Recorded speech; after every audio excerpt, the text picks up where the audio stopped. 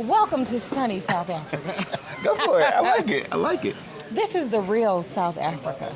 I am your new host, Tenicka Boy. And I am the assistant, Mark Edward Blanton. And I think she's going to interview the old owner of the Real South Africa. That's right. First of all, I should tell y'all what I'm doing here. I was coming from a women's retreat, a Mara retreat in Kenya and Tanzania. Had a lovely time, and I decided to come back to South Africa so that I can land the plane on building in South Africa. It is a dream of mine. We've been in this journey, I feel like, a little bit over a year. Yeah, just over a year, I would say. Just over a year, and I think we have a lovely property over by the wall. It overlooks a green belt. And where? Where's it at? Where's it at? In Blue Valley? It's right? in Blue Valley. It's in Blue Valley. And just making sure that the builder can approve the kind of design. And I looked at a bunch of properties today. Some of them were smaller than I wanted, but it gave me a perspective for the kind of design. And so that was really important. And I think it was all thanks to you. Because you put no, I'm serious. I said this without the camera here. Yeah. Because I think it's important for people to know we were visitors to South Africa, fell in love with South Africa consistently, and wanted to move to South Africa. But it really wasn't until I saw Mark and Tasha's YouTube channel that I saw how beautiful the estates were, that I was like, you know what, we can do this. But there was so we kind of showed you a part of South Africa that you hadn't seen before. That's right. Because you had been here before. Yeah, but you know they show you safaris.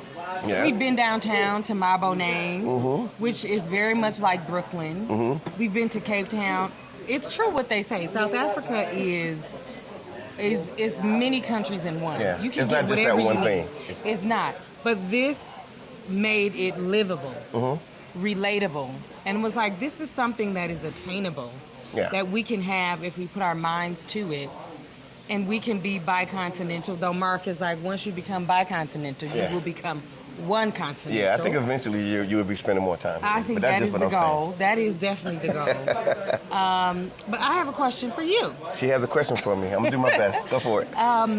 When you think about your content and how you create content from a business perspective, but also from a love perspective, because people don't realize that it's not just about putting content out there to gain YouTube followers or Instagram followers.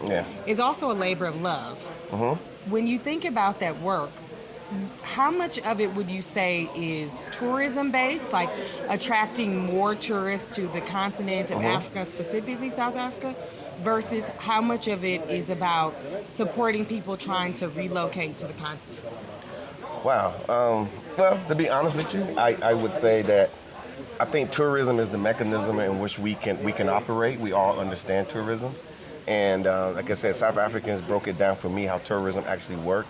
You know, in our mind in the U.S., and maybe even in your mind right now, people think it's just a trip, going on a trip. But it's not just a trip. It's exposing you to the culture. It's exposing to you what's there. And ultimately, you would want to say to yourself, I like that place. Maybe I can contribute. So maybe I might want to move there. Maybe I want to visit there more often.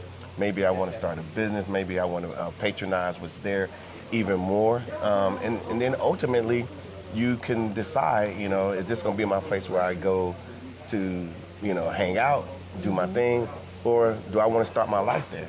And I think tourism does that. So for the most part, I feel that from the labor of love, I know our people. Yeah. And Black people. I know our people very well. I was fortunate enough to travel around the country, meet a lot of people from St. Louis, LA, Dallas, you know, New York, and everywhere in between. And everybody's trying to do the same thing. They're just trying to make it. Yeah. They're just trying to find somewhere where they can just be comfortable. And then, of course, you know, can I thrive? Because, sure, it's hard to thrive. It is. It's hard. So when I put things together, I think about those things. You know, I'm not trying to get, 1,000 million, followers or whatever. I just want people to see the content. And then at that point, jump into the tourism space of saying, okay, I'm gonna call, the Real South Africa. This is what I kind of want to do. And then let us take over and let us put together a package for you. So when you come, you will see the things that you need to see, and then from there you make your decision on what you want to do. It's that simple. So. Where do you think? Because I love South Africa. We love South Africa. We gonna choose South Africa anytime, any universe, anywhere. But even we don't love it as much as you.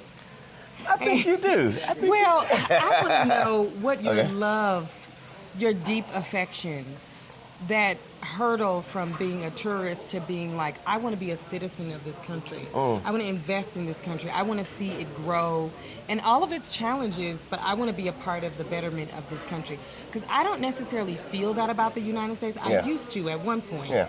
But where does your love for like this country, South Africa, stems from? Well, honestly, you know, it's just from the day I got here to right now, this second, how they treat me. Yeah. You know, they treat me like like in the States, you would feel like you're a special person. Yeah. Like, oh, I must be a celebrity, or I must make movies, or I must, you know, do something, you know, extraordinary.